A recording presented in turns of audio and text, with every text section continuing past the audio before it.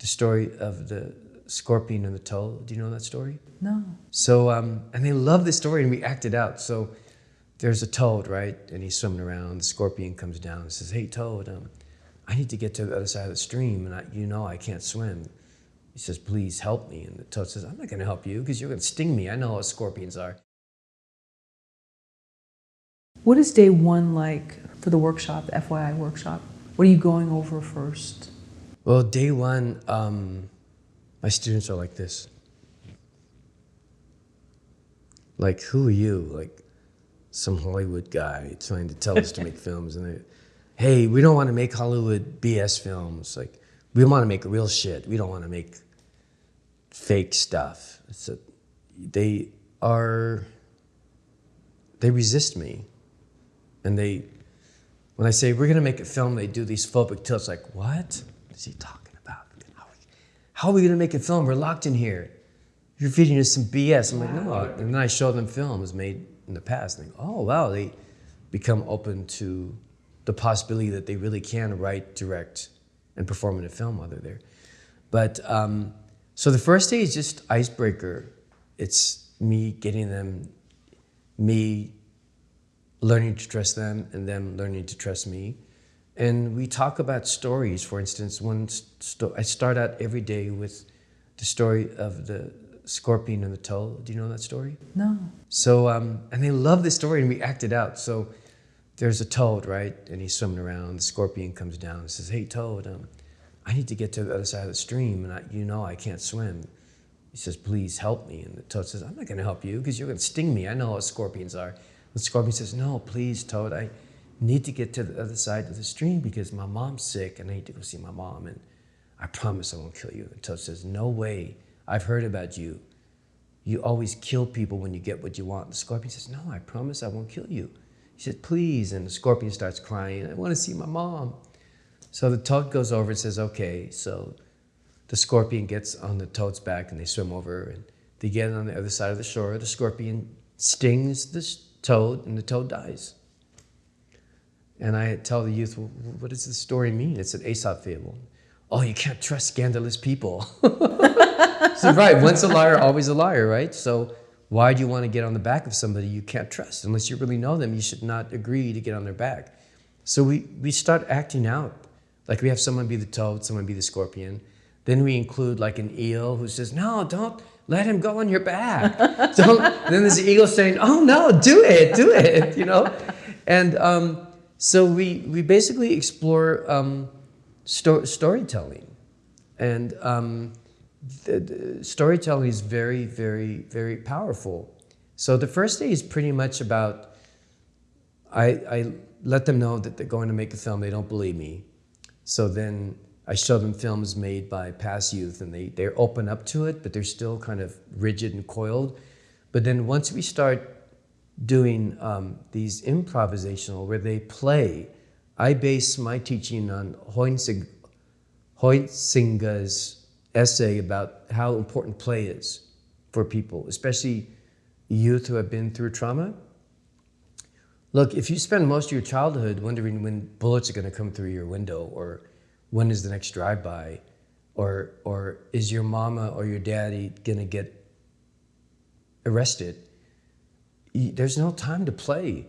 But a guy came into my room once, a guy from the Burns Institute, and he is researching why are youth of color so overrepresented in California youth correctional facilities. Why are black youth maybe 11.5% of the California population, yet they represent 52% of the population of incarcerated youth? Why is that? So they came into my gymnasium once, and they saw black and Latino youth skipping across the floor acting like a melancholic elephant, or a joyful leopard, or a confused dove, or a drunk squirrel. And you create a space of trustworthiness, and where everything that is said within that group is sacred, and there's no wrong answer and nothing is wrong. And you create this space, and then the magic comes. Then they open up. But the first day is really just about icebreakers. Can I share with you one story? Please do. Since we were talking earlier about animals, and in my work with, I did a couple films with the Ute Mountain Ute tribe, the members of the Ute Mountain Ute tribe in Colorado, and I had a lot of talks about the relationship between human beings and the animal kingdom.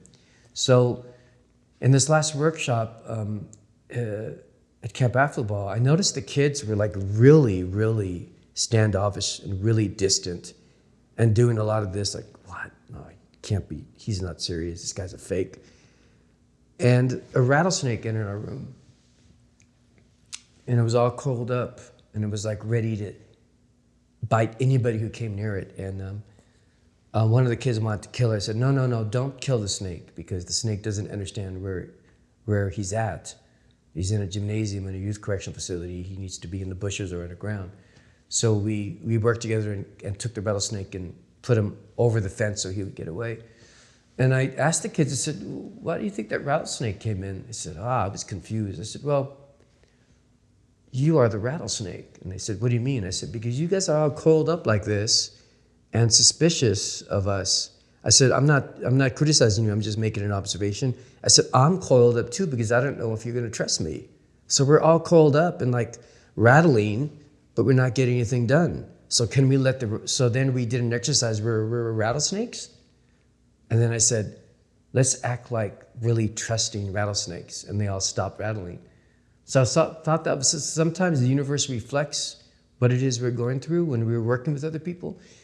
In the middle, on the midpoint, Saturday would be day 7, a California brown tarantula entered the gymnasium. Oh. And the kids got scared. I said, hey, it's a California brown tarantula. They will not bite you. They're not venomous.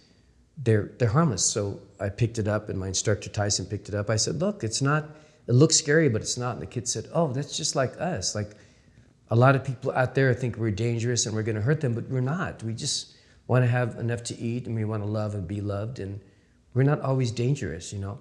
So that was another example of the universe reflecting what was going on between instructor and students. And the last day, this is amazing, the last day, never had this happen. I've never had any animal visitations during our workshops, but on the last day, we were filming the last take, and not one, and not 2, but 3 deer come up to the fence and look at us. And I said, cut. And I said, let's look at the deer. What are the deer? What are they doing here? I said, I've never had deer come up to me. I've done 8 workshops at Affleball. So what do you think? Why are the deer here? Oh, I don't know. They like filmmaking, you know? Like, well, there's something deeper than that, I think, because animals pick up on, they have that sixth sense. They don't have a lot of the luggage we have as humans. So what are they saying? And I said, let's look in the deer's eyes. And one of the kids said, they like the fact that we're doing something productive and good. I said, you're right. I said, they're reflecting back on your focus.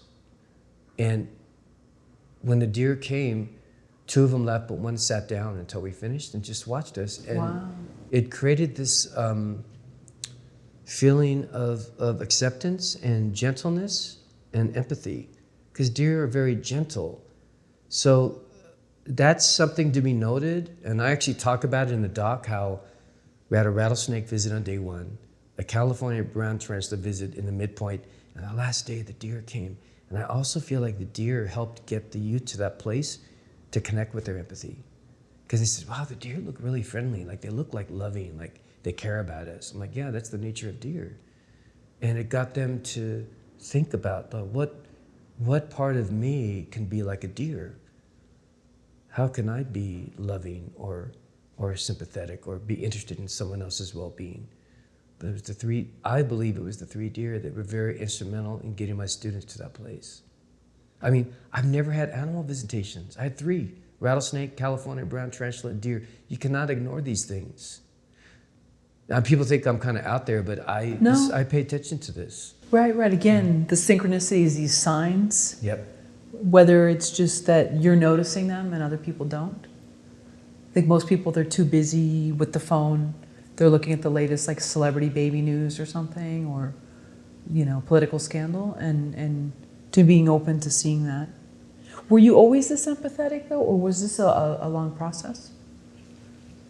Yeah, I've been empathetic, but I think working with this population just expanded my capacity for that, you know? And I also think a life-changing thing for me was doing the 2 films with the Mountain Ute tribe. I, um,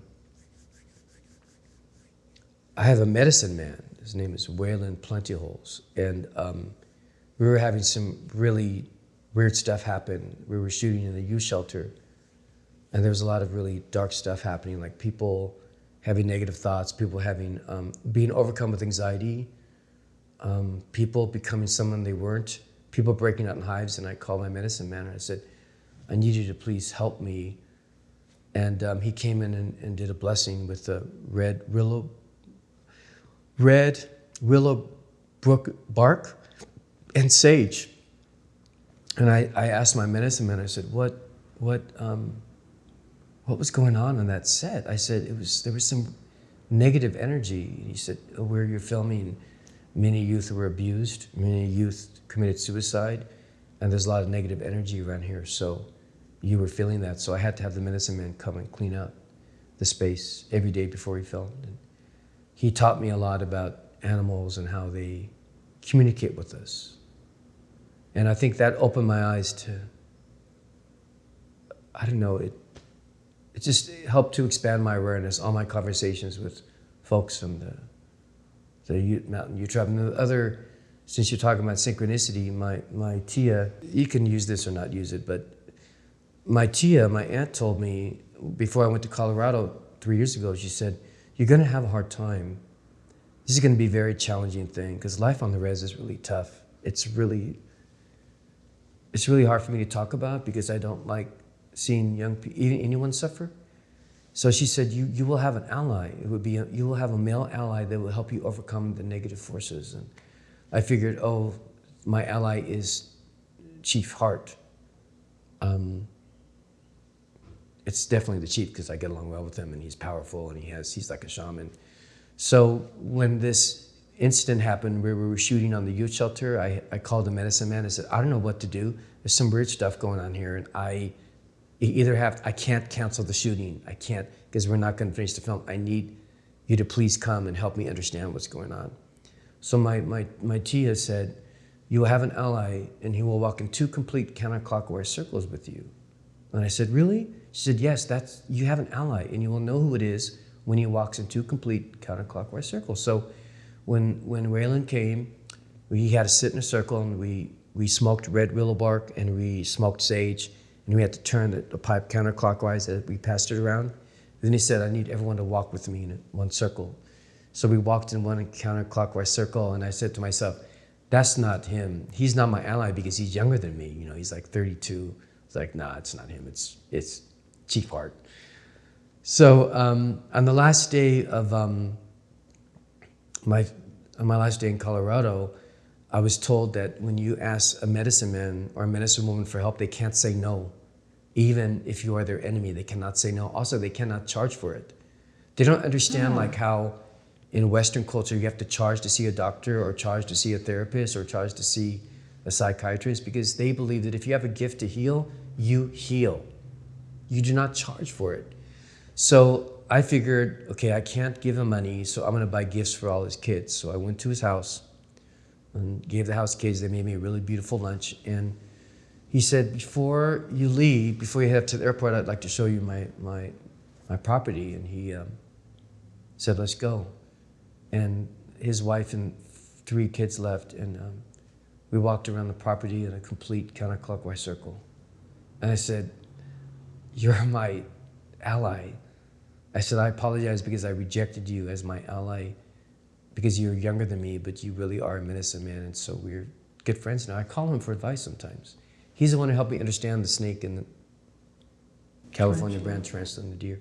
So that experience I had with the folks at the Mountain Ute tribe helped to expand, open my eyes to what's out there. There's another realm out there that we don't know about. You talked earlier about a higher hand.